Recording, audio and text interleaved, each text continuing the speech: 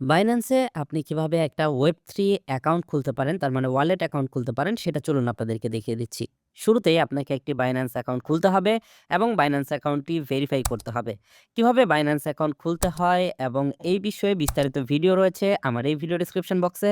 আপনি চাইলে সেই ভিডিওটি দেখে বাইন্যান্সের একটা অ্যাকাউন্ট তৈরি করে নিতে পারেন এবং সেখানে কিন্তু আপনি আপনার অ্যাকাউন্টটিকে ভেরিফাই করে নিতে পারেন। অ্যাকাউন্ট ভেরিফাই করা খুবই সহজ। অ্যাকাউন্ট ভেরিফাই করে ওপেন দিয়ে আপনি এখানে দেখতে পারবেন অ্যাসেট নামের একটা অপশন রয়েছে। এর আগে কিন্তু এখানে ওয়ালেট লেখা থাকতো, এখন কিন্তু এটা অ্যাসেট হয়ে গেছে। এইখানে ক্লিক করবেন। ক্লিক করার পর উপরে দেখতে পারবেন এখানে ২ টা অপশন রয়েছে। একটা হচ্ছে এক্সচেঞ্জ আরেকটা হচ্ছে ওয়ালেট। তো আমরা যদি ওয়েব3 অ্যাকাউন্ট খুলতে চাই তাহলে এখান থেকে আমাদেরকে এই ওয়ালেটে ক্লিক করতে হবে। আগে কিন্তু এখানে ওয়েব3 লেখা থাকতো। এখন কিন্তু আপডেট হওয়ার কারণে এটা চেঞ্জ হয়ে গেছে। এবার আপনি এখান থেকে ওয়ালেটে ক্লিক করবেন। ক্লিক করলে দেখতে পারবেন আপনাদের সামনে ঠিক এরকম একটা ইন্টারফেস আসবে। এবার আপনাকে যে কাজটি করতে হবে, এইখান থেকে ক্রিয়েট ওয়ালেট এই লেখাটিতে ক্লিক করতে হবে। ক্রিয়েট ওয়ালেটে ক্লিক করলে দেখতে পারবেন আপনার ফোনের যে স্ক্রিন লকটি রয়েছে সেই স্ক্রিন লক দিতে দিতে বলবে।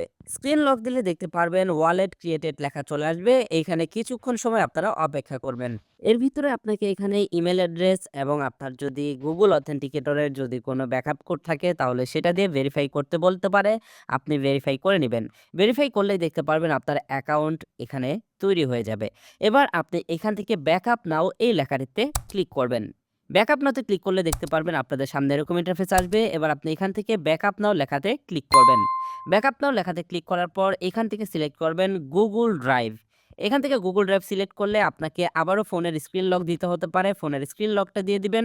দেখতে পারবেন এখানে আপনার সামনে Google এর পারমিশনের একটা অপশন আসতে পারে। সেই Google এর পারমিশন অপশনটাকে আপনি অ্যালাউ করে দিবেন এবং এইখানে আপনি ৬ সংখ্যার একটা পাসওয়ার্ড ক্রিয়েট করে দিবেন। পাসওয়ার্ড দিয়ে দেওয়ার পর এখান থেকে কন্টিনিউ লেখাতে ক্লিক করবেন এবং এখানে এই ২ টা টিক মার্ক আপনি দিয়ে দিবেন। দেওয়ার পর কন্টিনিউ লেখাতে ক্লিক করবেন। দেখতে পারবেন এনক্রিপ্টিং কি শেয়ার অ্যান্ড ব্যাকআপিং লেখা আসতেছে।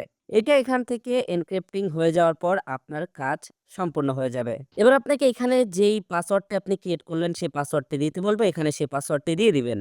পাসওয়ার্ড দিয়ে কন্টিনিউ লেখাতে ক্লিক করবেন।